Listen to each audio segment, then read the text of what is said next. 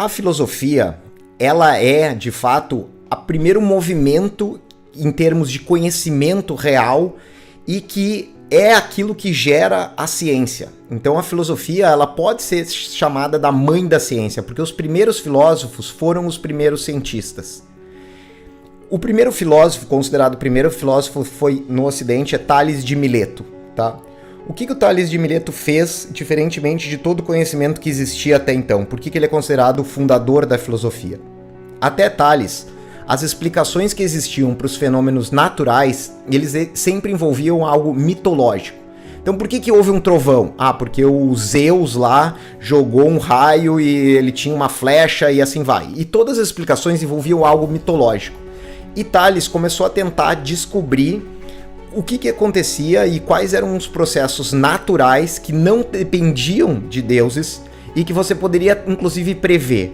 Então ele fez uma previsão lá em 300, 400 anos antes de Cristo de um determinado eclipse solar, mostrando que aquilo não necessariamente era um capricho dos deuses. O eclipse, ele era a reprodução de um padrão que existia na natureza e esse padrão poderia ser observado, poderia ser inclusive previsto, tal como ele fez corretamente, ele conseguiu prever um eclipse.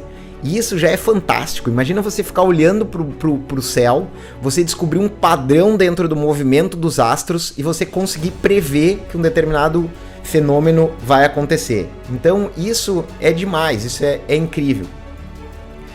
E um segundo movimento muito importante dentro da filosofia, ele acontece a partir de Sócrates. Tanto que a filosofia ela é chamada de pré-socrática, que são esses filósofos que tentaram investir e descobrir coisas como, por exemplo, a origem da vida. Então o Tales começou depois a especular sobre a origem da vida, ele chegou à conclusão de que a vida surgia a partir da água, o que hoje a gente sabe que não é exatamente assim, mas eles tentaram começar a ir e investigar questões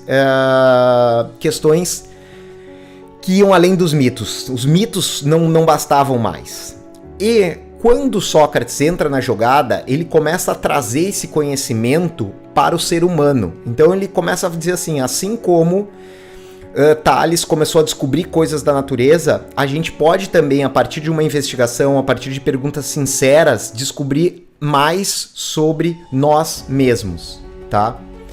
Eu produzi alguns podcasts, na verdade 2 ou 3, não sei, falando um pouquinho sobre Sócrates. Um deles é esse, A Coerência de Sócrates. Depois vocês podem jogar ali em qualquer canal de podcast que vocês vão encontrar.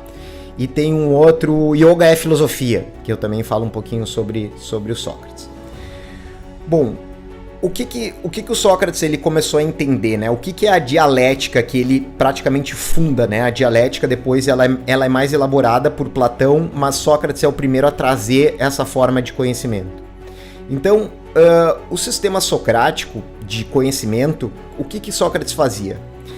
Ele sempre se assumia com uma certa ignorância perante os assuntos e ele começava a questionar as pessoas a ponto de elas conseguirem falar mais sobre um determinado assunto, elas mesmas começarem a chegar a conclusões, ou muitas vezes elas entenderem que elas não sabiam tanto quanto o assunto que elas achavam que sabiam. Então, Sócrates acreditava que se as pessoas fossem bem sinceras nas conversas, se elas assumissem realmente as coisas que elas não sabiam, elas iam conseguir aprender mais. Então, ele desenvolveu essa técnica, que é a dialética, em que você tem uma informação, você tem outra informação, você embate essas informações e você chega a um conhecimento que é superior àquilo que os dois sabiam.